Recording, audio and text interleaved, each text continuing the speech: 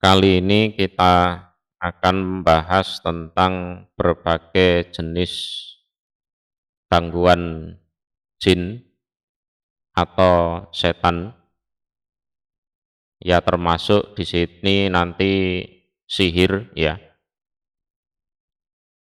yang mana ini merupakan hal-hal yang goib. Kita tidak boleh ngomong soal yang goib-goib kecuali kalau memang ada dasar dari Al-Quran dan Al-Hadis. Kalau tidak ada dasar dari Al-Quran maupun Al-Hadis, nanti arahnya ke khurafat, ke tahayul.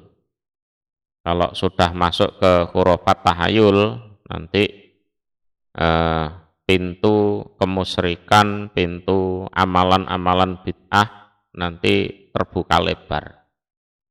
Dan itu sangat berbahaya. Dan yang akan kita tampilkan untuk kali ini, nanti rencananya ya bersambung ya, adalah sebuah hadis di kitab Sunan Ibnu Majah, nomor hadis ini 3548, dan ini insya Allah juga ditampilkan ya teksnya, teks hadisnya. Jadi biar semuanya transparan, jelas ya. Hadis ini diriwayatkan oleh Utsman ibni Abil As. Jadi dari Utsman ibni Abil As dia mengatakan, Lamas takmalani Rasulullah Shallallahu Alaihi Wasallam alat Taifi. Jadi ketika aku dijadikan seorang pekerja untuk ngurusi wilayah Taif, yang sudah pernah haji atau umroh tahulah Taif itu di mana. Sementara Rasulullah berada di Madinah. Jadi yang diperintah oleh Rasulullah untuk ngurusi Taif adalah Utsman bin Abil As. Jadi ketika aku dijadikan pekerja oleh Rasulullah untuk ngurusi Taif, ja'ala ya'ridhu li say'un fi sholati. Jadi ada sesuatu datang menghampiriku di dalam sholatku. Mungkin ada terlihat kelebatan bayang-bayang hitam, atau mungkin bisikan-bisikan tertentu, atau yang sifatnya aneh lah, enggak sewajarnya. Itu terjadi di dalam sholat. Nah, tidak menutup kemungkinan hal ini juga terjadi di luar sholat. Hatta ma'adri ma'usoli, sampai aku itu enggak ngerti apa sholatku. Artinya mungkin rekaatnya lupa, mungkin bacaannya yang lupa, mungkin kurang fokus, sujudnya kurang tumakninah, rukuknya kurang tumakninah, dan lain-lain. Keluhannya itu cuma ini, yang dikeluhkan oleh Utsman bin Abil As. Falamma ra'aitu dzalika rohaltu ila Rasulillahi sallallahu alaihi wasallam.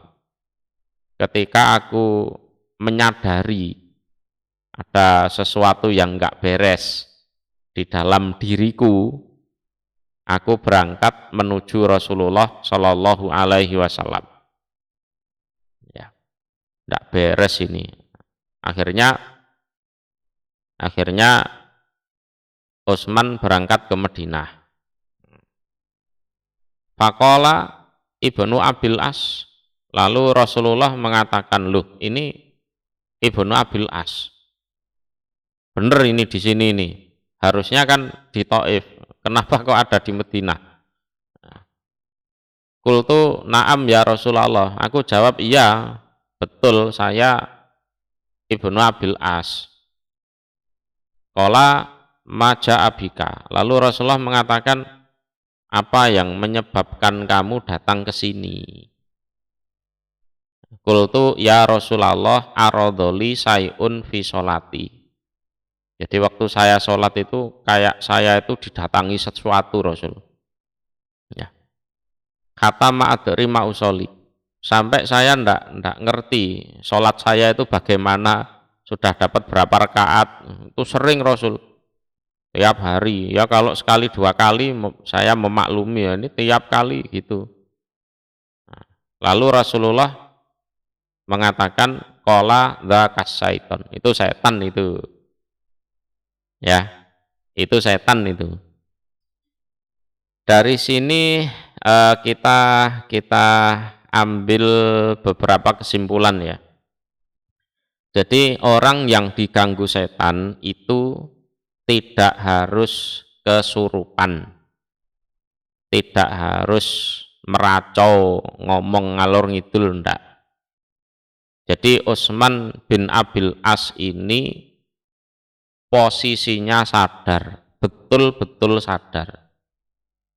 Terus yang kedua, gangguan setan itu tidak pandang bulu ternyata.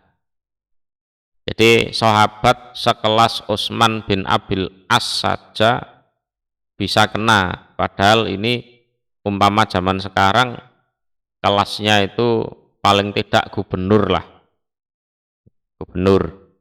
Jadi bukan main-main. Dan beliau meriwayatkan hadis, berarti orangnya cerdas, cerdas. Nah, kadang yang mengecoh itu ini ja'ala ya'riduli sayun fi sholati. Jadi orang itu kadang menganggap yang bermasalah itu tempatnya atau rumahnya. Ini rumah ini angker ini, nah, gitu kan? Karena aku kalau sholat di situ ada bayangan hitam lewat, ada bisikan atau apa. Padahal setannya itu sudah ada di badannya orangnya. Kok saya bisa menyimpulkan seperti itu? Karena Utsman bin Abil As ini kena gangguannya di Taif. Kemudian beliau sowan kepada Rasulullah di Madinah. Berarti si setan ini berada di badannya Utsman bin As, mengikuti dia kemanapun dia berada. Nih, ya.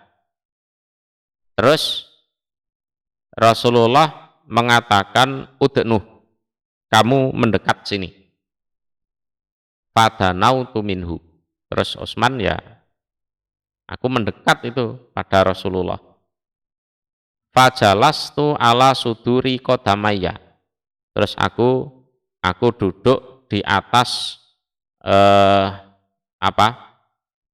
suduri kodamaya itu dada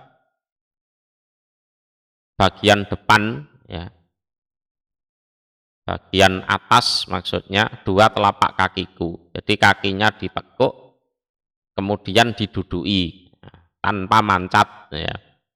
Nih, kola fadoroba sodri biadih. Kemudian Nabi memukul dadaku dengan tangannya. Nih, jadi salah satu tempat favorit setan di badan manusia, walaupun manusianya tidak kesurupan, itu adalah di dada. Nih, dada. Ini sejalan dengan firman Allah di surat An-Nas, alladzi yuwaswisu fi sudurinas. Ya, sudurin nas. Jadi ini kondisinya sadar, tidak kesurupan, tidak ketempelan, tidak ngaco ngomongnya, ndak. Lah setannya oleh Rasulullah dipukul dengan tangan beliau yang mana ini di dada. Jadi Rasulullah memukul dadaku dengan tangannya, wa tafala fi fami, dan beliau meludah di mulutku. Nah, mulutku diludahi oleh Rasulullah. Nah ini loh, apa kalau merukyah juga harus meludahi mulutnya orang? Ya ndak juga.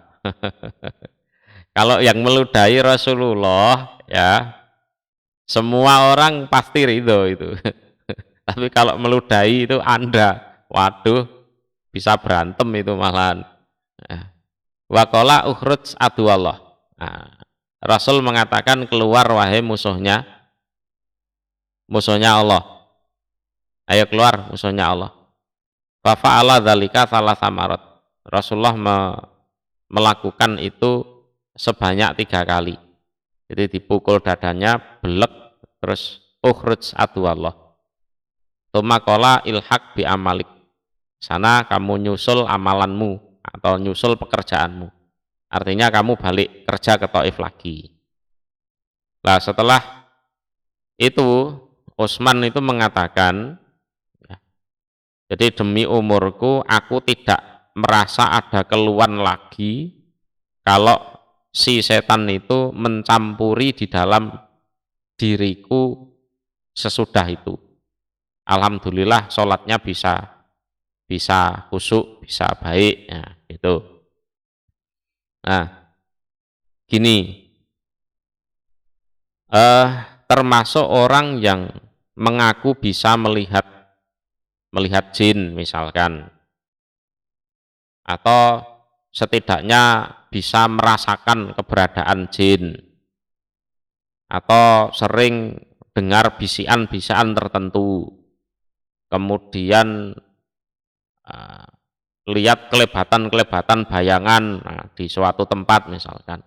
Ini dicurigai, ya. Kalau Nabi bisa memastikan dzaka syaiton, itu dicurigai ada gangguan setan di dalamnya, di dalam badannya, walaupun orang tersebut tidak pernah kesurupan. Apalagi ada riwayat kesurupan, nah itu kemungkinan ada setan di dalam badannya lebih besar. Wong tidak kesurupan saja ternyata ada hadis seperti ini, apalagi kalau orangnya ada riwayat kesurupan. Itu kemungkinan besar badannya dijadikan tempat tinggal oleh setan besar sekali. Lah terutama di wilayah dada. Ini. Jadi kalau masih di wilayah dada ini orangnya biasanya sadar. Lah, yang sering terjadi itu adalah orang kesurupan. Surupan itu meracau, ngomongnya aneh-aneh. Ya, seada-adanya orang mendoai itu. Terus lama-lama orangnya sadar gini. Lah, jangan langsung diartikan berarti setannya keluar, belum tentu. Karena bisa jadi setannya cuma turun dari otak menuju dada ini. Setannya masih di dalam. Cuma kesadaran orangnya itu dilepaskan sehingga dia sadar. Lah, orang-orang di sekitarnya punya pikiran bahwa setannya sudah keluar. Padahal setannya masih di dada. Ini yang banyak orang terkecoh di sini. Ya, banyak orang terkecoh di sini. Atau sembunyi di tempat lain. Nah, persembunyiannya ya bisa di tulang belikat, ya, bisa di perut, bisa di lutut, bisa, atau di rongga-rongga yang lain, di paru-paru bisa. bisa.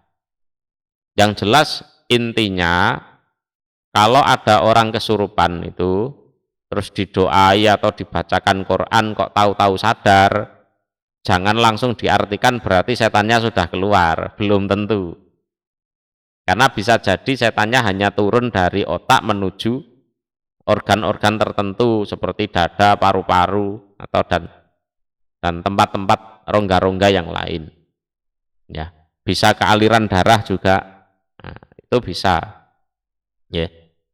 Lah, untuk kali ini cukup dulu. Nah, nanti di episode berikutnya insya Allah ada jenis-jenis gangguan setan yang lain. Kalau ini kan baru membahas ini gangguan ketidakkhusyuan atau bayangan-bayangan yang hadir waktu sholat saja.